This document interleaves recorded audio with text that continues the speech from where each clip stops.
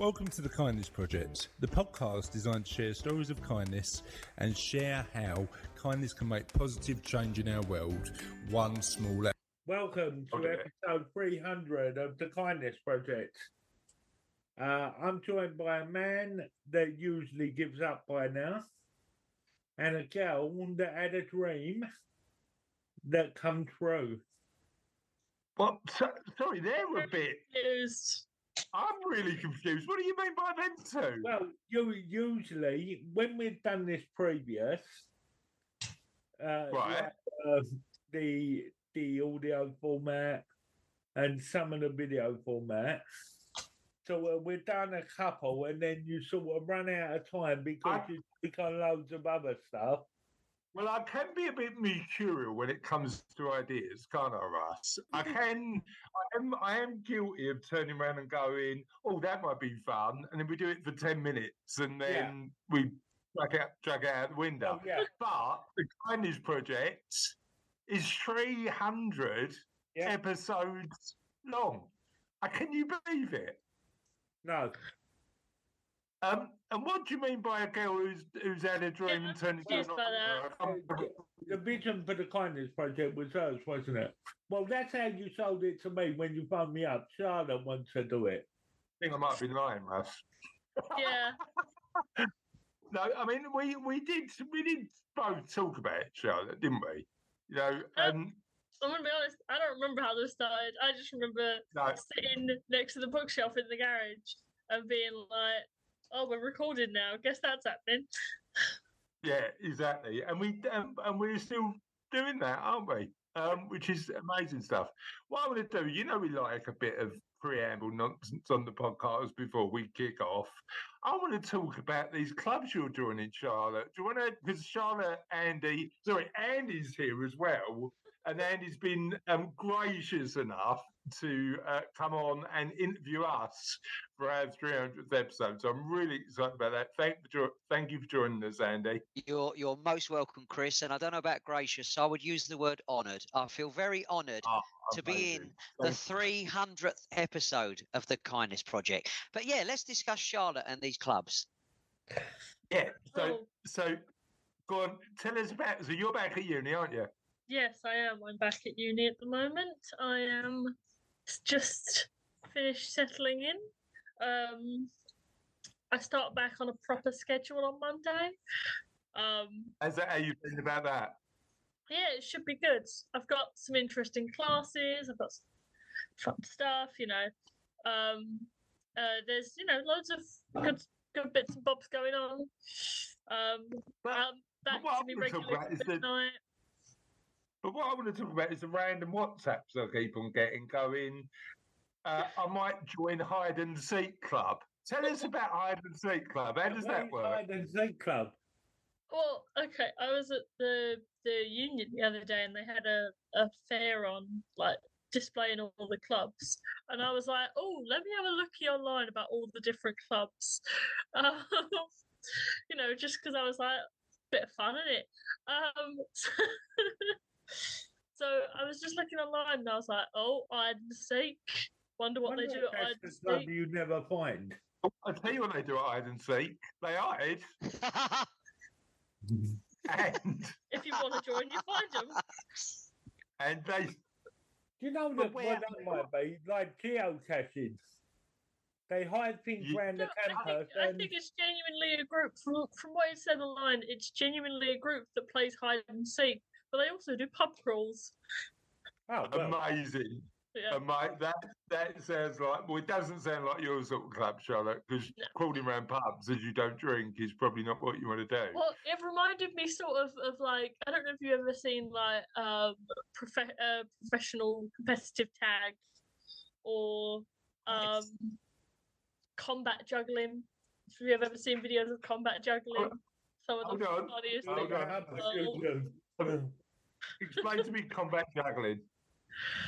You juggle, and if you drop your pins, you're out. So, but the aim is to also trip up your opponents. So there's videos of like people chucking them off and then diving their opponents to make them drop their pins. If you chuck them up and dive, do you not lose if you don't Well, as long as you can catch them after you've knocked your opponent off balance, you're fine. I mean that skill. I'm my latest YouTube obsession might be googling YouTubing competitive juggling, but yeah, that sounds good. So, what other bizarre quests did they have on the list? I don't know about bizarre. They had like your generic ones. Apparently pole fitness is really popular.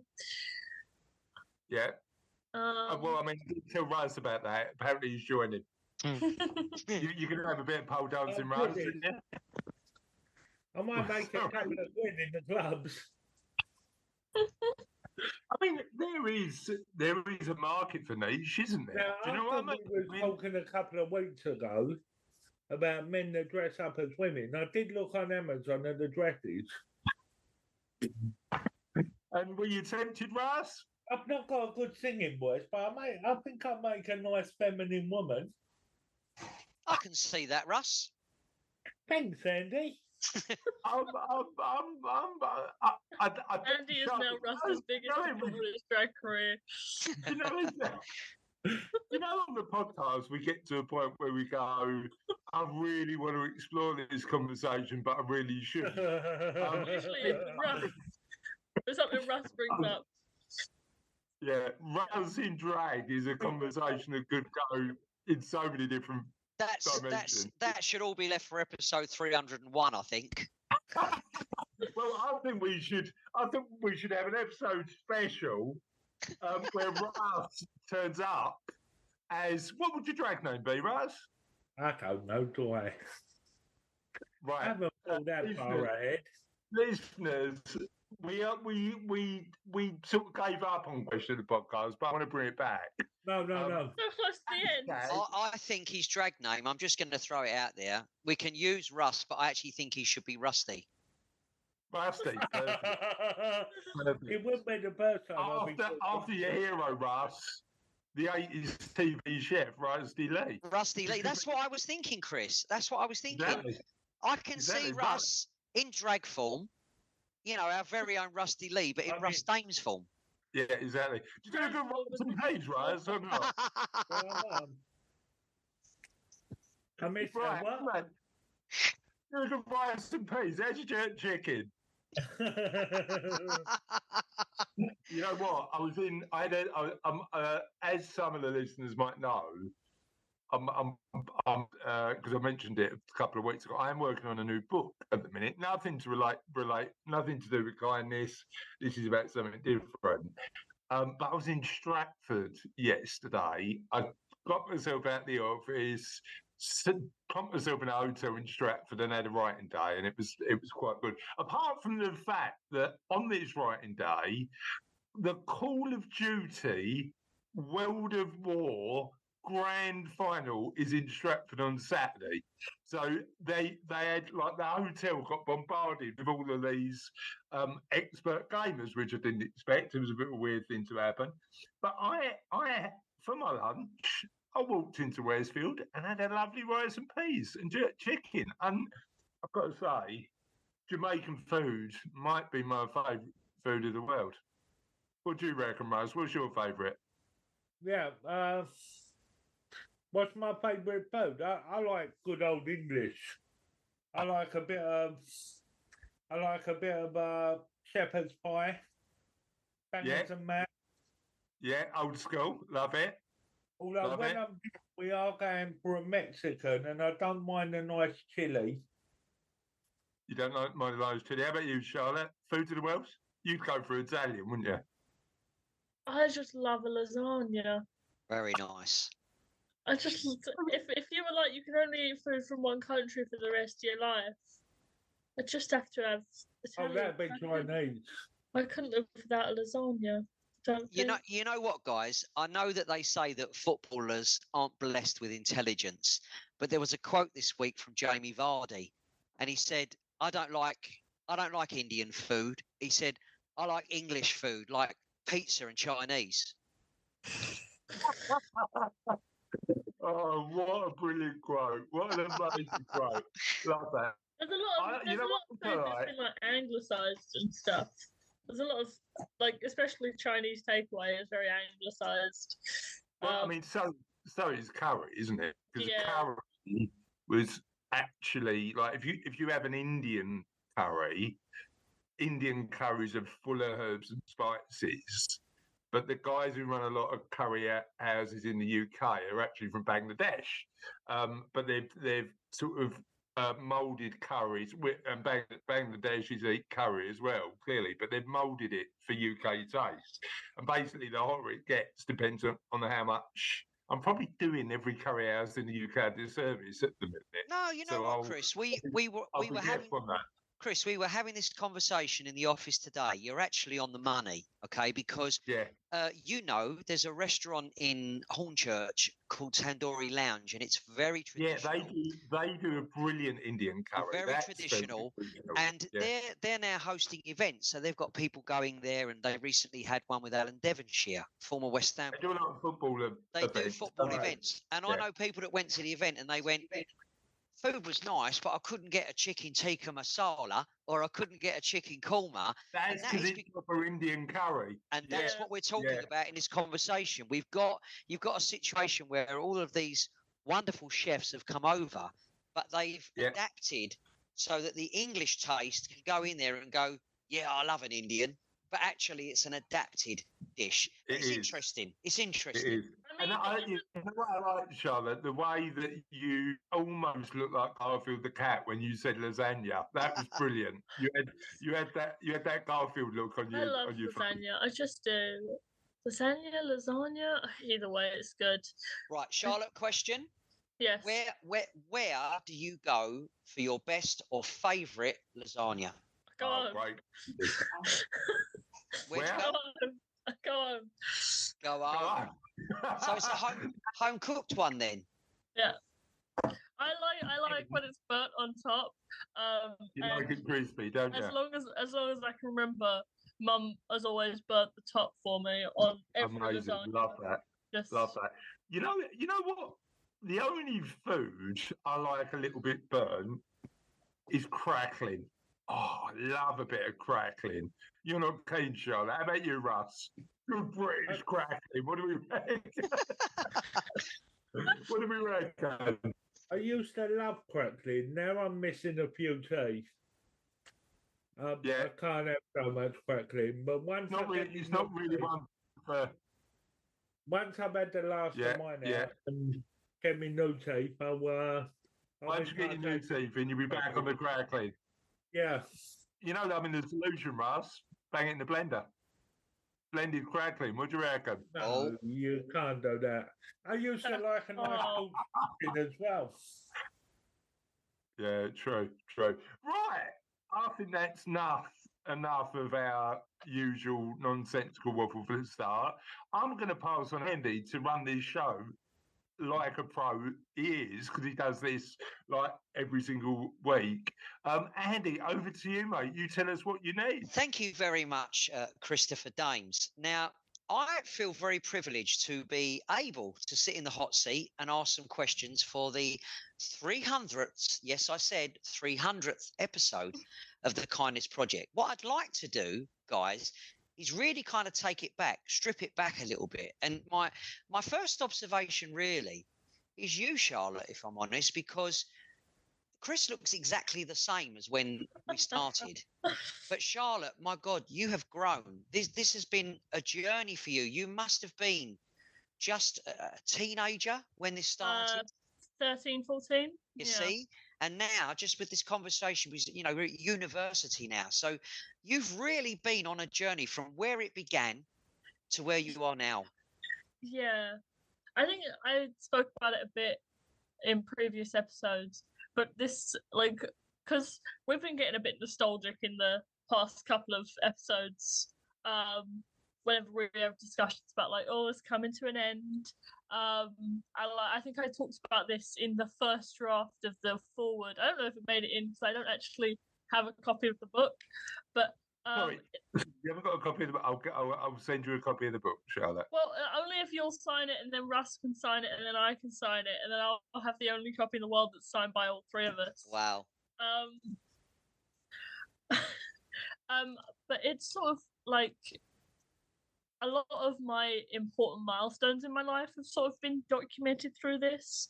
And it's sort of like, it's a sort of thing that I feel has like grown up alongside me. That's probably a weird way to put it. But just like, you know what's weird is I remember the first time that we had to do it like this. So, you know, the listeners can't see, but we're all sitting on Zoom, we're all separated, we're all like apart. I remember being in my flat in Glasgow for the first time last year and having to do it like this, and it was a bit of a sign of the times, because usually it's just me and Dad, and then Russ is in a different room, we're all on the same call, but you know, it became more and more of like, we're further apart, we're still doing these things together, but obviously it's a sign of the changing times. So I think it's sort of grown and evolved with me, and there's bits that have come out of this and bits that go in, and you know, I think if you listened to all of it, there's a lot about me that you'd see coming into being. I think if you just took a step back for a minute, I think you would realise that you've been involved in something extremely unique. And as you just said, you've hit milestones on the journey. Yeah. And it's something you and Dad and Russ have sat down and done together. I think it's incredible because you're in it. It's very different. But when you take a step back and you look at it, it's a very unique situation you've found yourself in, and something you can be very, very proud of, I believe. And funny enough, I do have a copy of the book. You're saying you don't, but I do. And actually, your foreword is absolutely superb. It's brilliant. Thank you. It's brilliant. So, Chris, I'm going to move on to you. You know, the original inspiration for the Kindness Project, the idea behind it, where did it come from? Right, I've got, before I get into that question, I promise I will, I've got two comments to make. Number one, I'm feeling nostalgic about the Kindness Project at the minute, because I'm really conscious that at some point we will end it. We're still Raz knows, we're still getting introduced to some amazing guests at the minute, and it's like we need to draw a line at some point. However, when you went out to Glasgow, it was a way that I felt that we could still keep connected. So throughout like those years, Charlotte, I think the beauty of having the podcast for me was the fact that we just had this thing we needed to do. And secondly, Andy's right. Like, you've been on a journey and matured throughout the years. I really can't say the same about me and Russ. But no, you really can't say the same about you, because Russ has made a lot of progress. So it's really just that's true. Actually, and you make a fair point, actually, Charlotte, because and Russ really hates this, Andy, but I'm going to say it anyway. I had a call with him earlier on, and I told him I loved him, and he almost sort of closed the laptop immediately. But I am so proud that the success behind the podcast is Russ, isn't it, Charlotte? And the fact that I don't agree with has done it amazing. It's not just me. Without you with the first 4.5 years, we wouldn't have had a podcast if you hadn't gone on and said. So it's a joint effort. I do a lot of the work behind the scenes, but it's definitely a joint effort. But the I mean, just the point I was going to make was the progress you've made in that period of time has been I'm so proud. He's not being honest now. Now it's episode 300, is he? So where did the podcast start? So the podcast started because I had two things going on in my life 5 or 6 years ago. So number one was Charlotte was 13, getting into those teenage years, and you'll know, Andy, because you're a dad, you get to a point where you go, I just don't know what I'm doing. Do you know what I mean? This sort of like parenting stuff. There are parenting books, but nobody gives you a book to say this is the way to do parenting well. And big shout out to Cassie, because she is an amazing, amazing woman, Charlotte's mum. But as a dad, I just didn't find myself equipped with the tools. But what I wanted to do is create an environment where we just maintained a relationship through working on something together, which we did together. And then part two was a couple of events that happened in my life. So, and I write about this in the book. I was sort of walking in Plaistow in East London one day, and I was walking down the road and I was passing a hospital. It's Newham General Hospital, which is in Plaistow in East London. And a guy approached me who was obviously just come out of the hospital, asked me for some money, and I made the immediate reaction of actually just walking past. And about 10 minutes down the road, I realised that's not who I want to be. I want to be better than that. I want to actually help people. And I wandered back. I offered him. I said, look, I'm not going to give you any money because I was worried about sort of him spending it on something that wasn't going to help him. But if you want to come with me, I'll buy you a coffee and a sandwich. And he said to me, no, would you buy me a beer? And I at that point, I just walked away. And it really played on my mind because I thought, and I spoke to my dad about it. I spoke to Cassie about it. I spoke to loads of people about it. And I thought, you know what? I probably don't do enough to contribute positively to the world. And I think part of the reason was cynicism.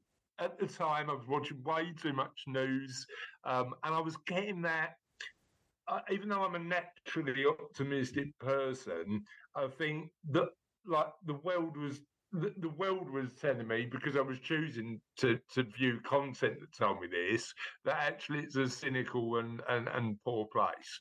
And what I wanted to do is create a project that allowed me to speak to people doing amazing things. And that's the inception of it. That's how it started. Now, week one was due to Charlotte and I. I think week 10, I mean, Raz can tell us, but week 10 was probably due to Charlotte and I. But slowly and surely, we got to a point where we had such an audience just trying to share some positivity in the world that guests started to come, and we started having people on. And 300 episodes in, we've interviewed some amazing people, and I've loved the experience. I've won out of it, Andy, because the reality is sharing those people's stories enhances my world, because it restores my faith in humans, because I hear about all these stories doing amazing people doing amazing stuff. That what you've just shared with us, Chris, you're actually not alone in being in that scenario. The streets of East London, you will encounter this quite often. And I myself have had that situation, Chris, where somebody's asked me, I mean, now, to be honest, in modern society now, they've actually taken to sitting next to cash machines now, because they know homeless people sit next to cash machines because people are going there for money. It's the obvious place to ask them for money. But I've had that situation myself, Chris, and I'm putting myself in your position on that particular occasion. And when I've been faced with that situation, I've felt like I've always wanted to help that person.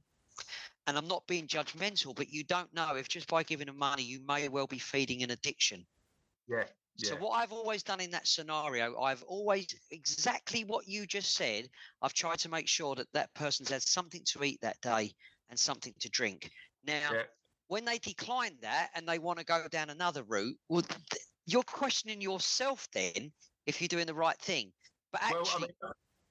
I think that's probably the reason that I said no, because I didn't want me to buy him booze and feed his habit, because I just didn't want to make it worse. But my starting point with anything that happens to me in life is look in the mirror.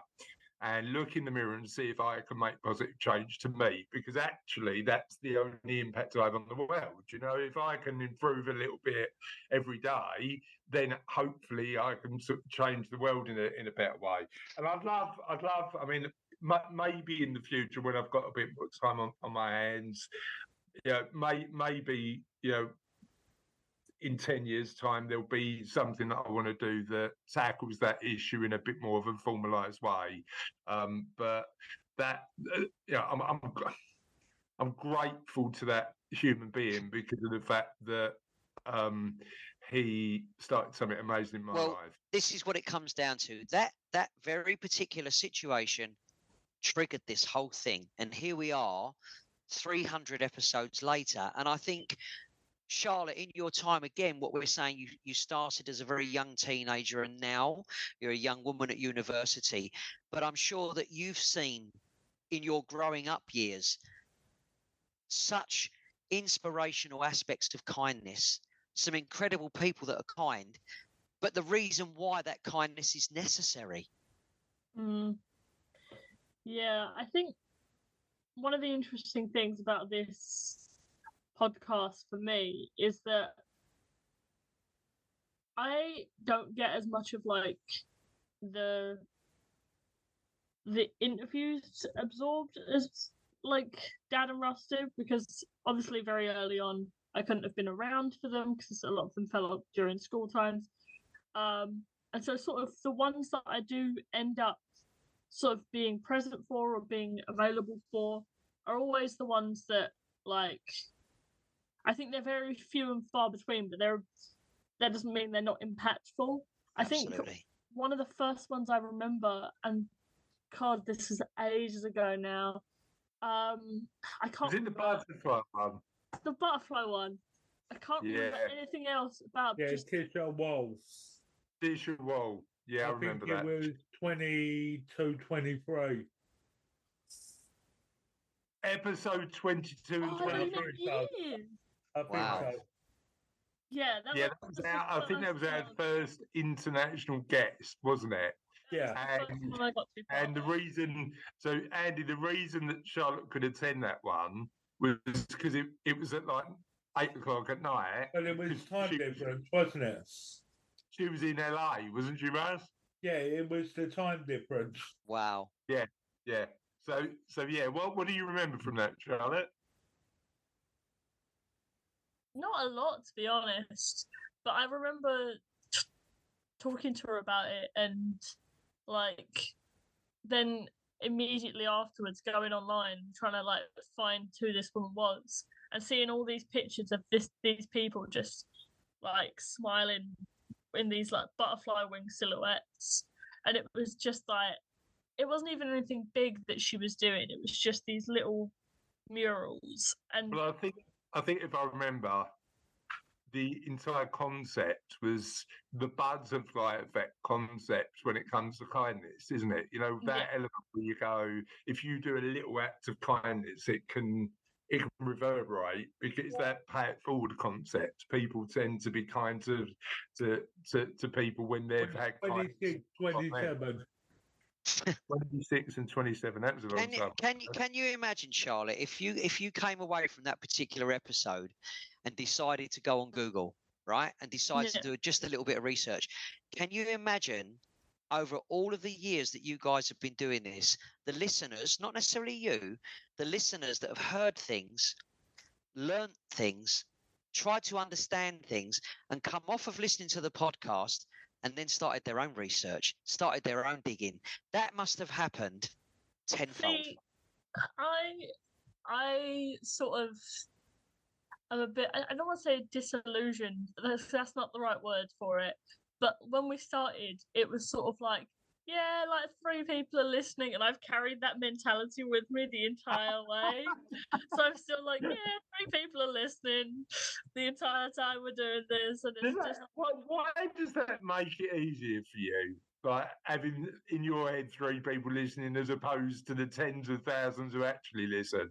I don't think it makes that much difference of like easier or not easier for me. I think it affects sort of my mentality of like other things. Like, it's not like it's easier or more difficult depending on how many people are listening, because it's like we're not pandering directly to them, or we're not speaking directly to them. They can't immediately respond if you know. But it's more like I sort of am in the mindset of like, we're doing this whether it matters or not. But in the early days, nobody listened, and we still carried on doing it, didn't we? Exactly. You know what I mean? That's what I'm saying. It's like, it doesn't matter if there's 3 people listening or tens of thousands of people listening. We're doing it. See, guys, I can completely familiarise with this, completely, because as Chris knows, I'm a broadcaster. So I find myself in the same position, right? When I'm doing my thing, I don't know whether there's 5 people listening, 50 people listening, 500 people listening. But actually, do you know what? It doesn't matter, because I'm in there. I'm in my happy place. Yeah. I'm cruising. I'm doing what I love. And actually, minute by minute, as it goes, I'm enjoying it more and more. And that's the bit maybe that you don't get. You've gotten together every week for this long because it became something that you fell in love with.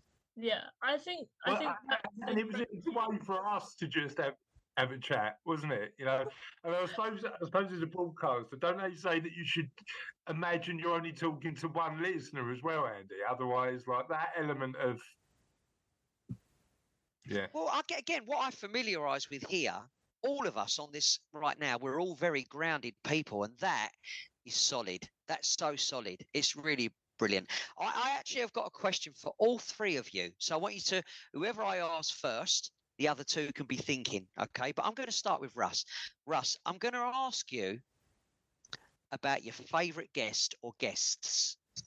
Yeah. Oh. Yeah, Ollie Smith, I think, was my most favourite guest. Yeah, wonderful. It when we recorded it, it really spoke to me. So, and I was going to say, it stayed with you. Well, you had similar experience to me with the issues he'd suffered. And he'd gone well in life like I have done now. So, yeah, it really, really hit a note with me. I love that. So to give you a bit of context on Ollie, and we all think Ollie's a bit of a legend, don't we, Charlotte? We all think Ollie's a legend. Ollie's an absolute legend. So Ollie is a guy who is a journalist. So he's currently... and I don't want to misquote him here, but he's currently one of the top editors at Bloomberg in London.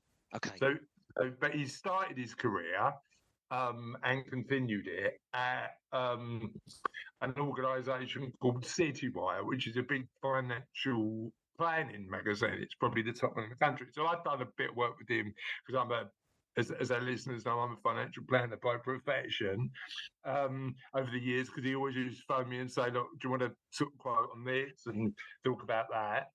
But he did something incredibly groundbreaking a few years ago, where he came out and said, I've had significant mental health struggles, and actually I've had a breakdown. And what he did is encourage financial planning leaders of businesses, huge businesses actually, that come out and say, we'd like you to share your mental health challenges, to normalise the conversation around mental health so we can get better. So he wrote this, and the reason he's a legend is because he also gave Charlotte's work experience a few years ago, didn't he, Charlotte? Yeah. Where Charlotte came back and said, I've learned 2 things. Number one, I definitely want to carry on with this journalism lark. And number 2, I want to talk about money. But Ollie did an incredible thing with his platform, which was open up the conversation about that. And we interviewed him, and it was honest, it was raw, it was tough to listen to at parts. But I think in that space at a particular point in time, it was one of those things where, I mean, Russ, we spent about 20 minutes after the interview chatting to him, this sort of stuff, didn't we? Yeah. And it was that, and I think and again, if I'm misquoting you right, as you tell me, but I think for Rise at that particular point in time, it was like other people have got these challenges and they can live their lives in a way that works. Absolutely. I think it was more of a surprise that he was quite open about what was going on. And so you can get to that point where you feel comfortable enough to be that open. Yeah. Well, that's just wonderful because, as you say, the familiarization and the fact that he was honest and he was open, I mean, it would have provided extremely great content, wouldn't it? It was. Yeah, and hopefully comfort to people who are listening who are going through the same things. Because the thing, if you're struggling with your mental health, the assumption is that nobody else feels the way you're feeling right now sometimes. For sure. When the reality is that we all go through some of those challenges. For sure. And I think we'll talk about. So I'm going to move on to Charlotte, but you can't pick the same guest, Charlotte. You've got to have a different favourite. I don't know. I haven't got a clue. So there's been 300 episodes. Mm-hmm. You must have come away from more than one and had that wow factor. What an amazing person. What an amazing guest. What an interesting character. Oh, God, there's so many. I only want you to pick one. It's the paradox of choice, isn't it? There's too many to pick from. Yeah. And also, I'm not great with names or remembering details. So that also that's all right, because Russ is a library, so just give him a rough outline and he'll tell you what episode it was. You know what? There was that one guy. God, I can't remember his name. And I definitely can't work with that. It's not ChatGPT. Well, what are you expecting? Hey, I know that guy. He lived out in he lived out of the city, and he wrote every day. And God, I can't remember who it was. Right, do you want to give you some thought, and we'll come back to it? Yeah, I'm not going to remember any more details of that. Right, Charlotte, just imagine, right? This is live on ITV. We're going to go to the commercial break, right? When we come back, you've got that little bit of thinking time, okay? I'm going to move on to your father. Christopher. Yes. Favorite guest or guests, and you can't have either of those two. That bloke or the one that Russ picked. I'll go for that woman in she got hair. No, I've got the people that I'm going to go for are I suppose the recent one that springs to mind, and I'm conscious that I can remember the ones that we've done more recently better than the ones that we've done sort of months or years ago. But the most recent one was a lady called Charlotte. Actually, the most recent one was really interesting. It was a guy called Jonathan Jenkins, who runs and literally, if you're listening to these in order, you've just heard this interview. He's the MD of the London Air Ambulance. So they're the people who sort of take off, and then if there's a really and the interview was good. The offer Andy made at the end was even better, because he said to me, next time you're in Whitechapel, do you want to come up on the roof of the Royal London and have a look at the helicopters? Now, I'm definitely doing that, by the way, because I want to do that. I said to Russ, I didn't say this to Jonathan, but he might hear this anyway. I said to Russ at the end of the interview after Jonathan had gone, do you reckon I could have a little go? And then I realised that probably I've been wasting the charity's money if it took me out for a little while. So I'm not going to do that. Chris, have you got any idea how expensive that fuel is? I I know. So I'm not going to do that, but I will go up and have a look at the choppers and meet the team. So I think that'd be quite an interesting experience. But the other recent one that I think was really impactful was a lady called Charlotte Hill, and Charlotte runs the Felix Project. The Felix Project, a London-based project. And effectively, it was set up. The two trustees of the charity are the two people who run the Independent newspaper. And effectively, what they do is take all the unused food in London, which is about a third, and get it to people who can actually use it to help families that aren't being able to afford food. And they they supply millions and millions of meals a year. And you look at that and go, number one, you're really grateful for being in a position where you don't need to worry about service like that. Number two, it surprised me how big that gap was. But number three, you know what I was really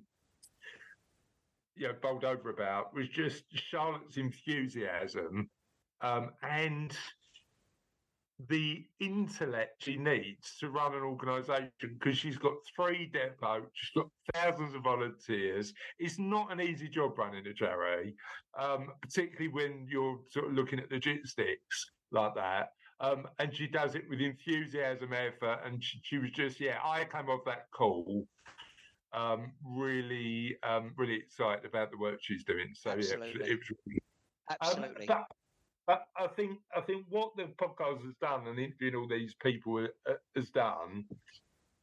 Number one, it's made me look at life in a different way. But Sure. Incrementally, I've learned from all of them. I think there's always one little bit in every interview where you go, you know what, that's brilliant, and I love that, and I think that's continued. I want to say here, I picked up during that question that I just asked you and how you answered, I think 3-4 times you used the word recent, right? And I wonder if that's because you've got such a longevity of episodes, some are at the back of your mind rather at the front of your mind, right? But that's the great thing about writing the book, right? Because by writing the book, you revisited things. Now, when you talk about favourite guests, when I read the book with the lady that decided that she was going to try and take the presents all around the children's hospices. So you talk about favourite guests. This is what I'm saying. I'm wondering if, because of the longevity of the amount of episodes you've done, the recent ones, and you said it 3 times in that question. Oh, recently. But there are so many, and that's the great thing about the book, because the book gave you the chance to reminisce and look back at some incredible people. And I'm fortunate, Chris. I came to your book launch one of the book launches that you had at the Railway Hotel in Hornchurch, and there were various different people that were in the book. And just that day, I met some incredible people that do incredible things.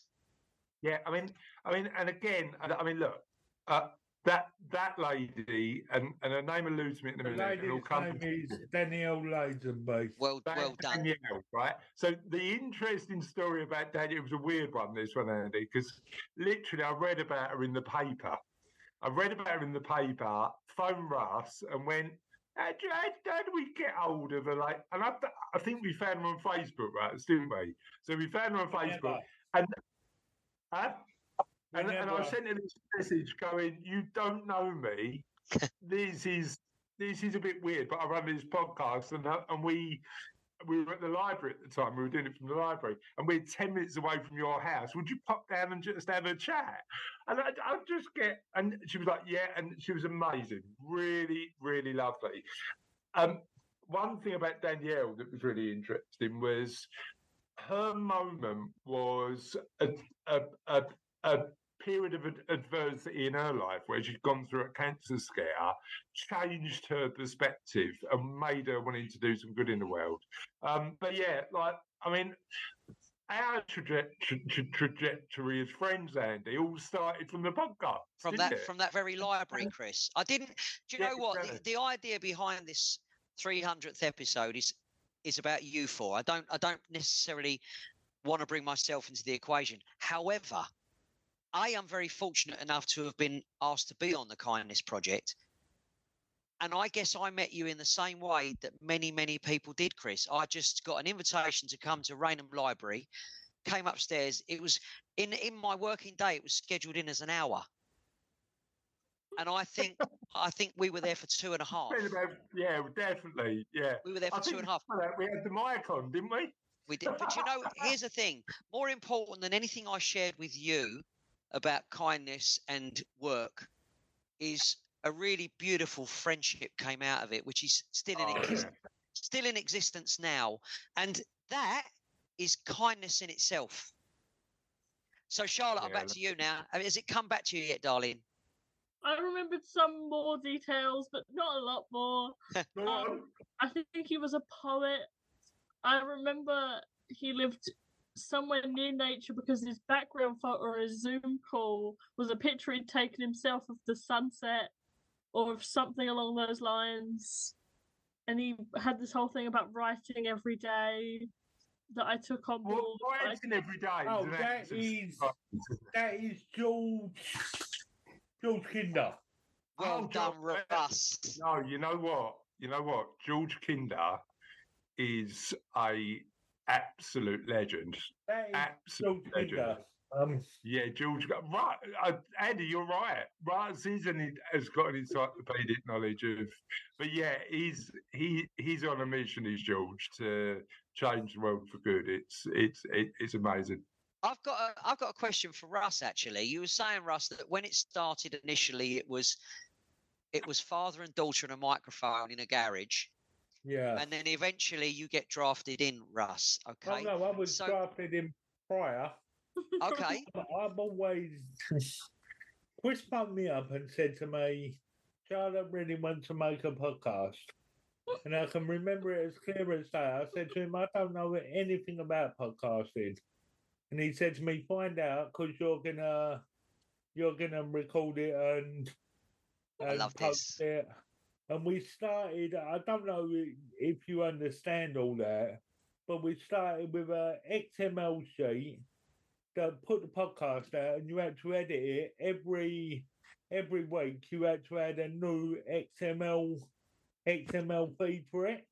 But you were saying it was quite manual in the beginning, Russ. It was extremely manual. That was the only way I understood how it worked.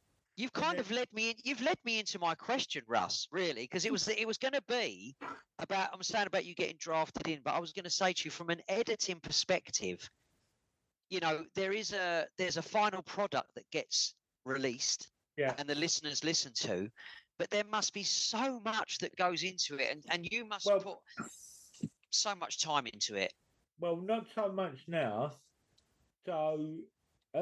In the early days, it used to take hours and hours, and I didn't really understand what I was doing. I just knew that if you done this, this, and this, you get this. And then I started templating out all the episode stuff that goes into one episode, and that worked quite well. And then we found. Chris set me up with a call with someone else that was doing a podcast, Russ Hayworth. And he explained to me he uses a service called Libsyn. So you upload to it, it automatically sends to everywhere else, but you don't have to do all that manually. Okay. And then once we started using that, the time we spent editing, etc., went down. Yep. And the main time we spend now is in recording and the later editing stages before it goes up to Libsyn. Love that. But you've systemised everything now, right? Everything, so I templated everything so that I wasn't spending hours and hours a week. So if somebody phoned you up, Russ, and they said, just for the sake of argument, they said, Russell, I'd like to listen to episode 150 of the Kindness Project. Is that really easy for you to supply? let me tell you, Andy. Chris messaged me the other day and said to me, I need to know this episode, this episode, this episode. And I had the links for him within a couple of minutes. Wow. I mean, I wasn't as vague as Charlotte. I didn't turn around and go, that guy, you know the guy. There's a bloke. He's got two legs and a nose, and maybe And he likes, maybe or maybe not. And he likes writing. I don't have a great memory. We got there. Well-known fact. That goes to show you how much notice I take. I knew who that was as soon as she gave a little bit of weight on the bone. Yeah, let me tell you, Russ. Let me tell you, Russ. This is so important, right? Okay. In any team, what you do is you utilise people's strengths. Okay. So Charlotte's saying that her memory is not that great, but she can be descriptive to the point that you pick that up, and then your strengths lie somewhere else. And that is why the Kindness Project is the huge success that it is. Yeah. Guys, you got to take a moment. Just take a moment. 300 episodes. Phenomenal. Love it. So what have we learned from hosting the Kindness Project? What have we learned? Who wants to go first? Raz? You go first, mate. I think I've learned, Andy, that there is a lot of good in the world.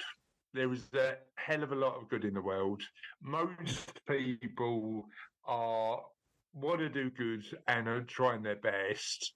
And it's really interesting because I think part of the reason that we started it is because I wanted to hear stories of positivity, but often the stories we share on the Kindness Project aren't positive because they're about people going through really adverse challenges. So like the desire for somebody to help starts with often the challenges of somebody else's life. You take the Felix Project and the work they do. That's because somebody can't feed their kids. You take the amazing work you do at St Francis. That's because somebody's at the end of their life and wants to be cared for in a way that makes them feel more human. And there are conversations we have where you go, you know what, life is tough, life is difficult, we all have challenges, but there are people out there who are willing to help in times of need. And that, if you can't get optimistic about that, I don't know what you can get optimistic about. Yeah. Wise words. Charlotte? I think this sort of comes back to the things I talked about earlier, where I'm sort of blind to how large our audience is. Because I think what I've learned from this is that sort of as someone who wants to put stuff out into the world, wants to create and all of that, I think not just from the fact that we do it at all, but the fact it's really odd pronunciation. But from the fact of how many people there are out there doing good that we just don't know about, but it doesn't mean they're not doing something. I think there's a value in doing something no matter how many people see it. There's a value in just going out there and getting it done. Yeah. Absolutely. Russ, what do you think we've learned? It's not so much about what I learned I can. And my default, definitely, when I was asked, my default was say no, I definitely won't. But I learned that I can, and it set me up for bigger things like working with Chris. Yep. It's what it's given me, really. I can remember a time when Charlotte used to visit my mum's. Uh-huh. When she was little, and she wouldn't even talk to me because I didn't know her. Yep. and I didn't used to visit Chris's, and we had no real relationship.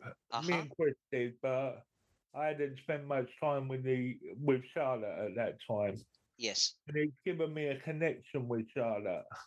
And inadvertently, because I visit through work now and the Kindness Project, it's given me a relationship with Sophie as well, which is quite important. But what it's given me more than that is the confidence to say I can. The confidence to go on and work with Chris and look at myself in a different light. And do you know what? I think for me, the most important thing that ever come out of this, not I've been touched by some of the interviews and I've enjoyed the relationships I've had, but the most important thing to come out of this for me, give me the confidence to go on and do bigger and better things. Do you know what, Chris? I was going to say, right? I could end the interview right now because it would finish on the most beautiful note. I'm not going to finish it now. But Russ, I was not expecting that as an answer, and that was just beautiful. I'm not usually so open, so no. But you know what? The thing is, for the guys who are listening to this, right? They'll clearly pick up that all of you have all been on a journey. All of you. You've all grown as a person. You've all grown when it comes to understanding kindness. But it's given you guys a bond. 100%. That's unbreakable. Unbreakable. That Russ, I was not expecting that answer, and it was beautiful. And that's why I said, you know, if you was a performer and you was on your encore and it finished there, you'd be mic dropping now, leaving a stage, and the applause would be immense. You could just get in the limo and drive home, right? I mean, did you write that, Russ? Because that was Oscar winning. That was improv. But you know what though? It's the reason why it was so good. Everybody in my house is trying to paper away. But Chris, you know why? It's because he didn't have time to think about it, and he spoke from the heart. Yeah, it's true. I mean, Russ, you talk about like us having a better bond now. Like, you're absolutely right. I barely knew you before we started this when I was little. We had a meeting this morning, and we were discussing when you were going to come down and see me when I was down for. And I look forward to coming down and seeing you and spending time with. Sorry, am I invited? No, you're not on this occasion, Chris. You weren't invited. You weren't invited. I just didn't mention it to you yet. All right. It's the first time I've spoken to you today. This is the second time I've spoken to Russ today. Do you know, here's the important thing, guys. This is life. This is the cycle of life. There are many people that come into the world, and everybody has a different personality. You've got some people that are a little bit shy, some people that are very outgoing, some people that are extremely loud, bordering on annoying, and then you've got some who are very quiet, keep themselves to themselves, right? And yes, I mean, even my niece, same thing, Russ. My niece seemed to speak to all the women in our family, but never came anywhere near me, and it hurt like hell. I wanted a relationship with her immediately. There has to be a patience there, and people have to grow. People have to develop. But actually, again, look what you have now. It's just. But you know what? Sometimes, and this wasn't the plan. Just sometimes you need the environment for that to flourish, right? Yep. And you need reason to get and you know what? I'm definitely closer to Charlotte and Russ, million times closer to Charlotte and Russ for doing this. And if that's all, hopefully we've had a positive impact in the world. But if that's all that comes out of this, that's enough. Then it was a million times worth it, wasn't it? Yeah, absolutely. So, what do you all feel about the positive impact that this podcast has had? I think that showed during lockdown when we was doing our lives. People used to bump into Chris at work and say, I see you at live last night, or there was the woman that said to him, I was watching you in the bar. which he told that story more than once. But yeah, I think that's the positive impact. It give people hope in such adversity. Yep. For me, that was quite important. I mean, that lockdown thing was interesting, Andy, because we were a bit lost as well. So yeah, I think everybody in the world wasn't they? So we all went into lockdown. We were all trying to sort of navigate our way through this experience, and you know, Charlotte was at home. The GCSEs eventually got cancelled, and all that was going on. And what we got together and thought was actually, if we got up every morning and just recorded an episode of the podcast and sort of did a video version and just put it out live, it would give us a sense of routine and a reason to get up. Yep. And it developed an audience. You know, I've liked the audio version of the podcast over the years. It developed an audience, and people absolutely loved it. It was really weird though, because we were recording so many that it got to a point where it was like, these are going to go out on the podcast. Yeah. And actually, it's the middle of summer. We should be doing a Christmas episode.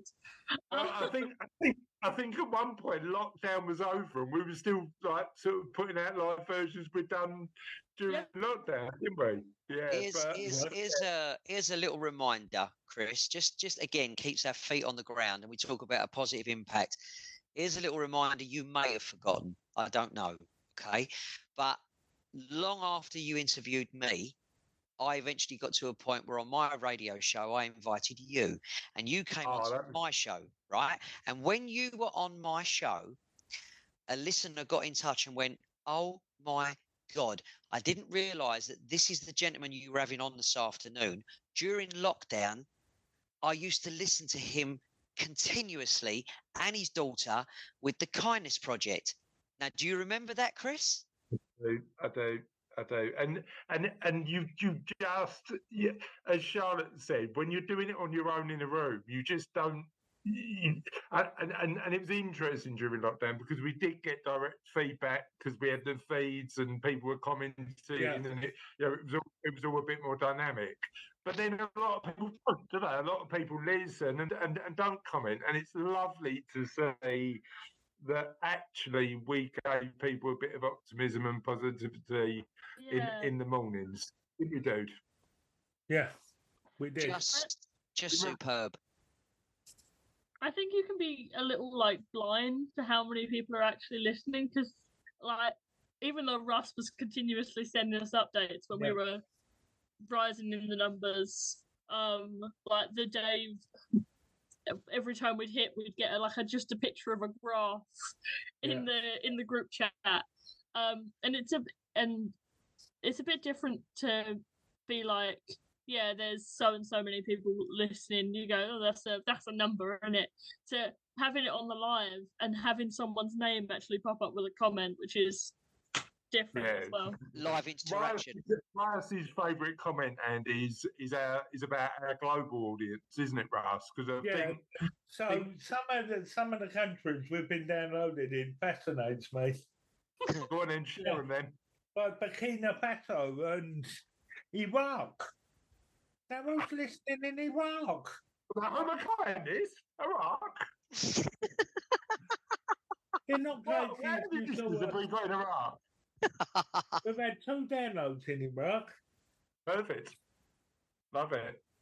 And Madagascar with Madagascar. Yeah, we had a couple in Madagascar as well. Yeah, but it's good. It's good amazing. Fun. It's amazing once we reached sort of 30 to 40 episodes, how many countries we was being downloaded in at once. Well, I think part of that is being on that. I mean, the feed spot list and stuff like that means it's we the regularity as well. If you're regular, we are. People can rely on it being out once a week, and then they're guaranteed to do it. Yeah, absolutely. Do you know what, Chris? I've heard you mention a couple of times. I mean, I know. Listen, we all know in life that nothing lasts forever. And you know, at some point, as you said, you'll probably draw a line at some point, right? which will be a sad day for us all. But, right, here's the thing. Like, from someone who's been on the podcast, I meet people, really interesting people in my life who I think are really kind. And one of the first things I say to them is, oh, a friend of mine, his daughter does this podcast all about kindness. You'd be perfect for it, right? So you're saying about putting a line under it, but it's almost like there's still 1,000 people out there that could still be spoken to. Do you know what I mean? I mean, potentially it could never end, Andy. Potentially, and it's really interesting. Like when I look at like the stories we share the stories of big national charities or big regional charities. We share stories of people like Danielle who do it on her own. We share stories of as scientists think that kindness can be good for us.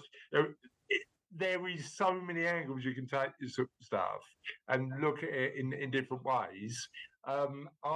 We've talked about this quite a lot, and even though we could carry on, the end is coming. The end. I mean, 'tis nearly the end. Full stop, Charlotte. Of the podcast, because it's like anything. It's like a TV series, isn't it? You know, you turn around and go, should they have done episode 20, series 28 of? I don't know. But yeah, we'll get to it. We've got other projects. We're moving on to bigger and better things now. And yeah, I think we've settled on a number now, haven't we? For what the last one's going to be. You don't have to reveal. You don't have to reveal. We settled on number 300, and Chris said to me, "Oh no, we'll keep going for a number few, and then a number few, and a number few." So, I can exclusively reveal the number today is 4,782. Yeah, I quit. I'm out right now. Are you out there, Russ? You know what? There's a thing, guys. Actually, you should always quit when you're at the top, right? Before it starts to dip, before it starts to waver, just quit while you're still at the top, right?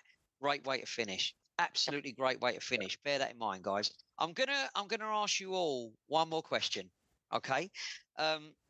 Separately, I'll start with Charlotte.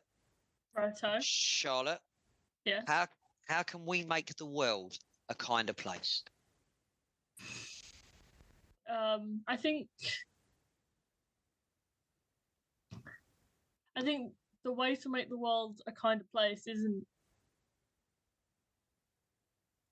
through just big things and changing. One person can't change the world on their own. One person can be someone else's silver lining in the bad day. So I think that's the way to go. What a fantastic answer. Honestly, that's blown me away, because absolutely right. If you just show someone some kindness, A, you're not standing in their shoes. B, you don't know the day that they've had, the life that they're having. And C, your actions would actually absolutely change things for that person. Brilliant answer. Russell Dames, or should we, for the courtesy of this episode, I'm going to call you Rusty Dames. How can we make the world a kinder place, Rusty? I think Charlotte said it all, to be honest. Just by touching one person at a time and trying to brighten somebody else's day. I think we could all try and help people a little more. So, yeah. Absolutely. Before I come to you, Chris, I'm actually just going to touch on something both Charlotte and Russell have said. The way that I was raised, my mum was a proper Londoner, one of 9, evacuated in the war, came through rations. A lot of the time they had nothing, And my mum always said to me, boy, always look around you. There's always someone worse off than yourself. And that has absolutely stayed with me all my life. Yeah. So even when I was in school, and you go into school and people have got their uniform on, but there's someone in the class who's a little bit scruffy. And it might be that his parent, her parent, their single parent may not be able to afford new uniform and things like that, right? Even as a youngster, I would go out of my way to be kind to that person because of my mum's words. So I familiarise with both what you, Charlotte, and you, Russ, have said. It's about looking around you. Let's be thankful for what we have and not what we don't have. And yeah, think about others. Just a gesture sometimes. That gratitude is the starting point, isn't it? If you know you're lucky, I think, and we've had this conversation before about the luck versus hard work. I think if you're born with decent parents in a environment that is encouraging and motivating, you're likely already, because there's millions of people in the world who haven't got that. But there is an element of work, of course there is, and there's an element of using what you've got in the best way possible. But it starts with being grateful for what you've got, I think. So if I was going to say to you, Chris Dames, how can we make the world a kinder place? What would your answer be? Hugs. When I say Russ, I'm going to give him a big hug. Is that all right, Russ? Have a hug. That's not hugs. Not hugs. Hugs are good. I like a hug, but maybe not too much. I'd say probably inspire and encourage others wherever you can, because everybody's got the potential to do some good. And if you have the chance, be that person's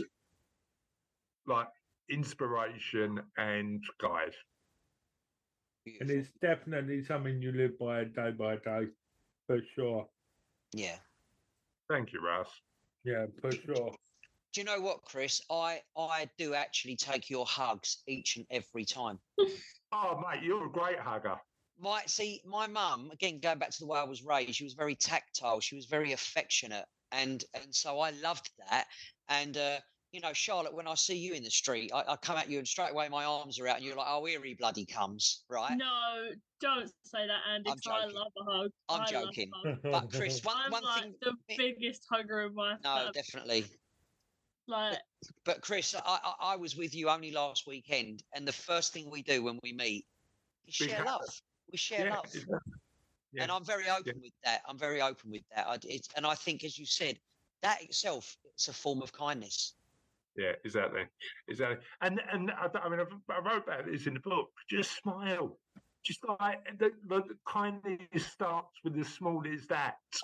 And I think how many people are on their phones. Just look up and smile might be a great starting point if you want to be kinder.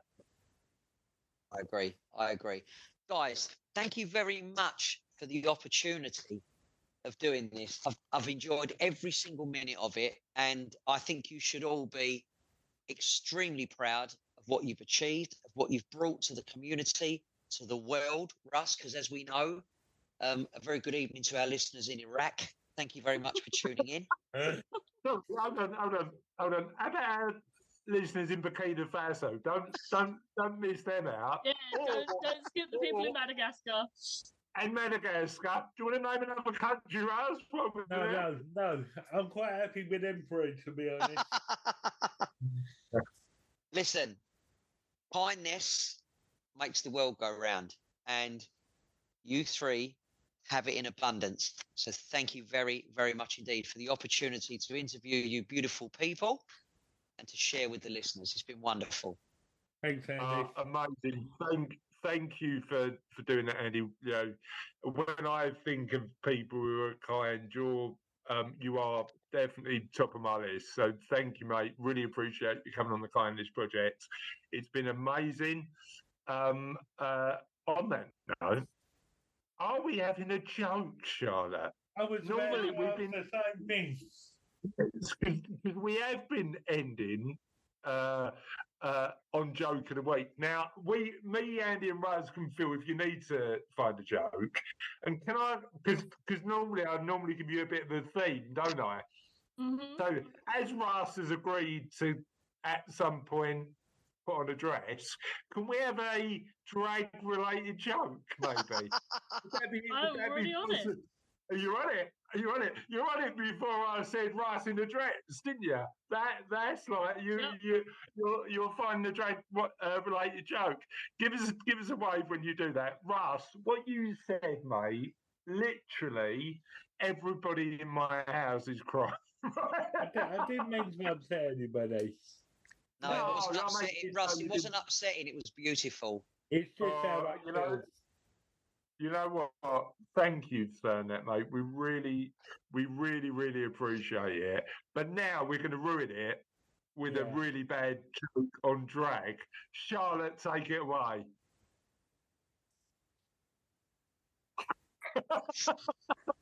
You know it's bad when I'm laughing at it. Say what you will about drag queens. They get into more women's pants than I do.